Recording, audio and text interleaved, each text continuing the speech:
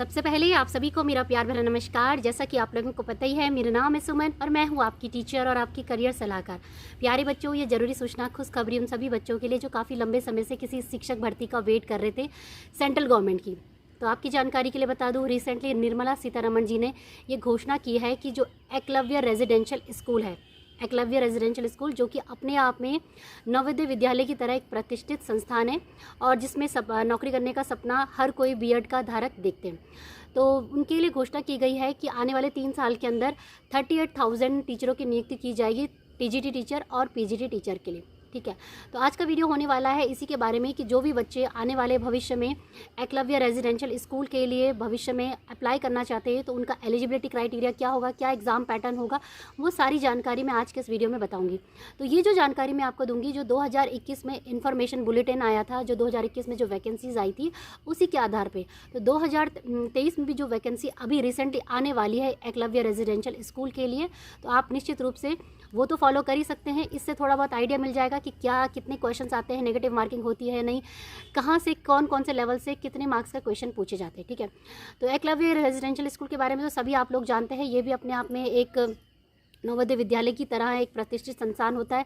जिस प्रकार से नवोदय विद्यालय में रहने खाने की और भारत के भिन्न भिन्न कोनों में रहने की अच्छी खासे मौका मिलता है टीचर्स को और बच्चों को भी, उसी प्रकार से एकलव्य रेजिडेंशियल स्कूल में भी इसी प्रकार की सुविधा मिलती है सैलरी के साथ साथ। ठीक है, तो चलिए स्टार्ट करते हैं अपना आज का वीडियो। और चैनल पर नए हैं तो सब्सक्राइब कर ही लीजिएगा। अगर किसी को कोई करियर हेल्प चाहिए तो 99 रुपीज़ पे करके मुझसे फ़ोन पर बात कर सकते हैं। तो चलिए स्टार्ट करते हैं अपना आज का वीडियो और जान लेते हैं एकलव्य रेजिडेंशियल स्कूल की जो आने वाली भर्तियाँ हैं उसमें क्या क्या आपके पास क्राइटेरिया होना चाहिए। तो प्यारे बच्चों, ये है वो पीडीएफ जिसके माध्यम से मैं आपको ये पूरा इसका एकलव्य मॉडल रेजिडेंशियल स्कूल जो है जिसकी वैकेंसी आने वाली उसके बारे में पूरा डिटेल में समझाऊंगी। ठीक है, तो ये जो पीडीएफ है ये 2021 का है। इसमें आपको अपनी एलिजिबिलिटी पता चल जाएगी, कौन कौन बच्चा अप्लाई कर सकता है, और बेसिकली जो सेकेंड होता है इंपॉर्टेंट कि एग्ज़ाम पैटर्न क्या होगा, मतलब कितने क्वेश्चन आएंगे, कहाँ से आएंगे, नेगेटिव मार्किंग होती है या नहीं, वो सारी चीज़ें मैं आज इसी वीडियो में आपके क्लियर कर दूँगी। ठीक है, तो देखिए सबसे पहले तो हम नीचे बढ़ते हैं। ये है इंडेक्स और इसे आप चाहे तो मेरे टेलीग्राम चैनल से भी ले सकते हैं। वैसे जो अपडेटेड आएगा वही आपके लिए हेल्पफुल होगा। ये तो जस्ट एक आइडिया है जिसमें कि आपको पता चलेगा कि ये जो आपका एकलव्य रेजिडेंशियल स्कूल है किस तरीके से आपने अपने आप को प्रिपेयर करना। ठीक है, तो सबसे पहले तो देखिए सैलरी देखो ना, सैलरी देख के ही बड़े खुश हो जाओगे।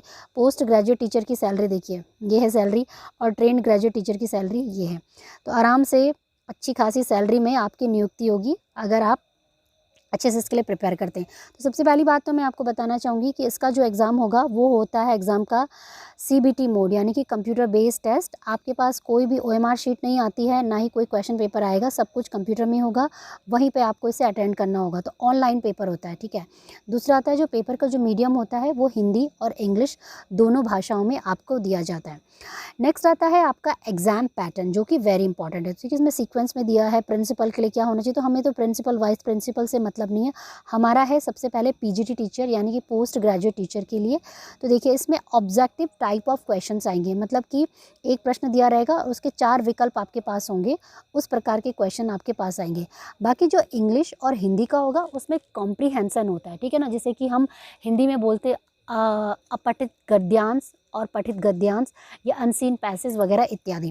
तो देखिए ऑब्जेक्टिव टाइप ऑफ क्वेश्चन जो क्वेश्चन होगा वो 160 मार्क्स का होगा, और इसमें एक पर्सनैलिटी टेस्ट और इंटरव्यू भी चीज़ होगी, जो कि जो बच्चे क्वालिफाई कर देंगे रिटन टेस्ट को वो इसे इस इंटरव्यू में बैठ सकते हैं। तो कहने का तात्पर्य ये है कि जो एग्ज़ाम होगा वो 2 चरणों में होगा, पहला आपका रिटन टेस्ट और दूसरा होगा आपका इंटरव्यू।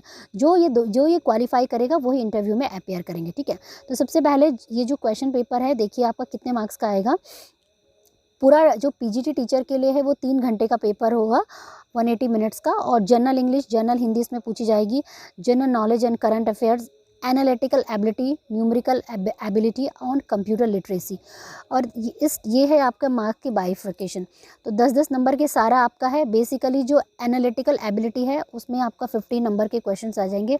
तो जो एनालिटिकल एबिलिटी के क्वेश्चन है उसमें मिक्स आएगा, मतलब जैसे आपके टीचिंग एप्टीट्यूड के भी जो क्वेश्चंस होते हैं ना वो क्वेश्चन भी आएंगे, और बाकी जिसमें आपको थोड़ी बहुत अपना रीजनिंग इत्यादि लगानी पड़ती है वो क्वेश्चंस आपके पास आएंगे।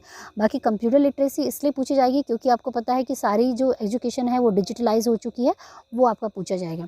इसके साथ साथ टीचिंग एप्टीट्यूड का एक सेपरेट होगा जो कि पैडागॉगी से संबंधित होगा। तो पैडागॉगी जो बच्चे जिन बच्चों ने बीएड किया उनको पता ही है कि आप किस तरीके से बच्चे की मानसिकता समझते हैं, बच्ची का बिहेवियर और जो उसकी सोचने की और चीज़ों को समझने की जो क्षमता होती है, उससे रिलेटेड पैडागॉगी में क्वेश्चंस होते हैं जो कि 20 मार्क्स के होते हैं, ठीक है।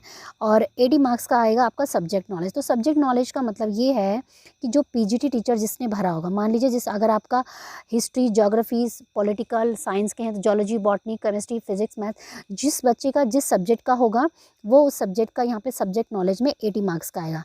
तो कहने का तात्पर्य ये कि जो बाकी जो सब्जेक्ट है ये कॉमन होगा, चाहे आपने किसी में भी पीजी किया, ये सबके लिए कॉमन होगा। केवल जो सब्जेक्ट नॉलेज होगा वो आपके लिए आ जाएगा आपके पीजी के बेसिस पे, ठीक है। ये है आपका एग्ज़ाम का पैटर्न।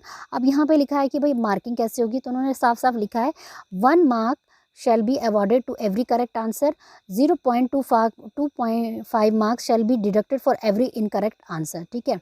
तो अगर आपने सही उत्तर दिया है तो 1 नंबर मिलेगा, गलत उत्तर देने पे 0.25 आपके डिडक्ट कर दिए जाएंगे। Now let us go to the TGT teacher. जो बच्चे टीजीटी के लिए अप्लाई करेंगे उनका क्या होगा, तो उनका भी सेम यही है, 180 मार्क्स का आपका क्वेश्चन पेपर होने वाला है। आप लोगों को भी इंटरव्यू में अपेयर करना पड़ेगा जो बच्चे रिटर्न क्वालिफाई कर लेंगे। सेम आपके लिए भी यही होगा, general English, Hindi, knowledge, current affairs, analytical ability, numerical ability, computer literacy, यहाँ तक आप सभी लोगों के लिए सेम होने वाला है टीजीटी के बच्चों के लिए।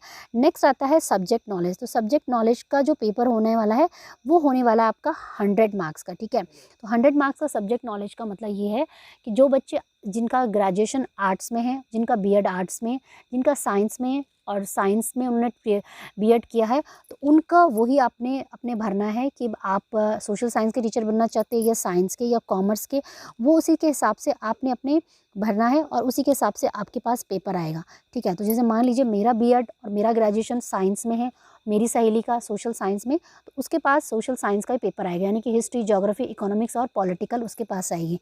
मेरे पास आएगा जोलॉजी, बॉटनी, केमिस्ट्री या फिजिक्स, केमिस्ट्री, मैथ्स, डिपेंड कि मैंने किस में किया, ठीक है। तो ये आपका सबसे ज़्यादा स्कोरिंग होने वाला है, यहीं पर आपने सबसे ज़्यादा मार्क्स खींचने हैं अपने। बाकी इनका भी वही है कि 1 मार्क्स आपको सही उत्तर देने पे मिलेगा और 0.25 आपके रॉन्ग आंसर पे। तो ये है बच्चों आपका एग्ज़ाम पैटर्न और उसकी अंडरस्टैंडिंग। बाकी टाइम ऑफ एग्जामिनेशन 2 शिफ्टों में ये पेपर होता है, आपको पता है। बाकी इससे रिलेटेड जो भी अपडेटेड आएंगी, ये जो है ना, ये आपको मैं 2021 का आपको बता रही हूँ। और एज रिलैक्सेशन के बारे में थोड़ा सा जानकारी ले सकते हैं। पीजीटी के लिए देखा उन्होंने 40 ईयर्स एज रिलैक्सेशन दिया है, ठीक है। और जो SC ST के जो बच्चे उनके लिए भी अलग से एज रिलैक्सेशन होगा, लेकिन वो डिपेंड करता है कि गवर्नमेंट के रूल के हिसाब से, ठीक है।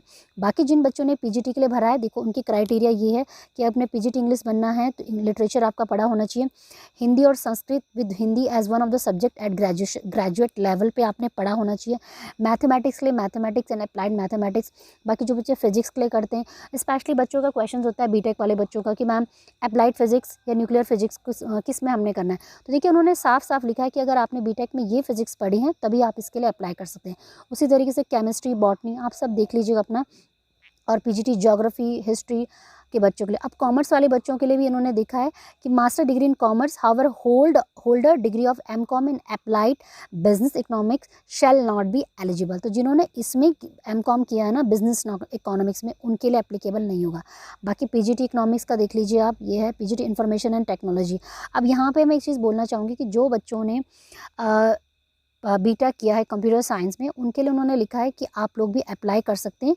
और आप लोगों के लिए जो बीएड है वो मैंडेटरी नहीं है। इन्होंने लिखा है ना, बीएड और equivalent degree from recognised university not applicable on PGIT. यानी कि जिनका बीएससी कंप्यूटर साइंस है, एमएससी कंप्यूटर साइंस है, बीसीए है, एमसीए है, या कोई भी कंप्यूटर का अच्छा मास्टर्स उनके पास है ना, या डिग्री है उनके पास, तो वो बच्चे इस पीजीटी टीचर के लिए अप्लाई कर सकते हैं। उनके लिए बीएड की ज़रूरत नहीं है। तो वो कितनी अच्छी बात है ना। तो ये है बच्चों आपका पीजीटी टीचर के लिए। बाकी टीजीटी टीचर के लिए एज 35 ईयर्स है, ठीक है। टीचर के लिए बच्चों ने अपने सब्जेक्ट कम्बिनेशन देखने हैं, जिनका साइंस का है साइंस का, जिनका मैथ्स का, सोशल साइंस के लिए लिखा है कि आपका history, geography, economics and political science ये सब्जेक्ट आपने पढ़े होने चाहिए, इनमें से 2। अब जैसे कोई बच्चा कहता है मैम हिस्ट्री के साथ मेरा सोशोलॉजी है और एजुकेशन है, तो क्या मैं टीचर बन सकता हूँ? वो नहीं बन पाएंगे। हिस्ट्री के साथ या तो geography, economics and political science, इन्हीं में से कोई होना चाहिए। तो ज्योग्राफी के साथ अगर आपने लिया है तो इकोनॉमिक्स होना चाहिए, मतलब इन चारों में से कोई 2 होनी चाहिए। ना तो सोशोलॉजी चलेगा, ना साइकोलॉजी चलेगा, ना एजुकेशन आपका चलने वाला है, ठीक है। तो ये थी बच्चों जानकारी आपके इसके लेके। बाकी जो भी अपडेटेड जानकारी आएगी ना, जैसे ही नोटिफिकेशन आएगा वो आपको मेरे चैनल से मिल जाएगा, ठीक है। तो आई होप ये वीडियो आपके लिए बहुत ही हेल्पफुल रहा होगा और इस वीडियो के माध्यम से कहीं ना कहीं आपकी अच्छी खासी हेल्प हुई होगी। बाकी अन्य जानकारियों के लिए भी और जो भी इसकी तैयारी इत्यादि के लिए है वो भी मैं आप लोगों को करवा दूंगी। तो उसके लिए आप चाहे तो मेरे चैनल को सब्सक्राइब करके जा सकते हैं, ठीक है बच्चों। तो यही था इंपॉर्टेंट वीडियो इस एकलव्य मॉडल रेजिडेंशियल स्कूल के बारे में। एंड जब भी नोटिफिकेशन आएगा बहुत जल्दी आएगा और within 3 years Nirmala Sitharaman ji ने वादा किया है कि यहाँ पे जो वैकेंसीज़ हैं वो भर दी जाएंगी, ठीक है। तो ऑल द वेरी बेस्ट। बाकी सारी तमाम शिक्षा जगत की तमाम खबरों के लिए जुड़े रहिए टीचिंग और लर्निंग हब के लिए। किसी को करियर हेल्प चाहिए तो 99 रुपीज़ पे करके मुझसे फ़ोन पे बात कर सकते हैं। ये जो PDF है मेरे टेलीग्राम चैनल से भी आप ले सकते हैं, ठीक है बच्चों। तो यही था आज का वीडियो और वीडियो देखने के लिए बहुत बहुत धन्यवाद। मिलेंगे मेरे कुछ नए अच्छे इंटरेस्टिंग वीडियो के साथ, तब तक के लिए जय हिंद, जय भारत, धन्यवाद। सत्यमेव जयते, धन्यवाद, जय हिंद।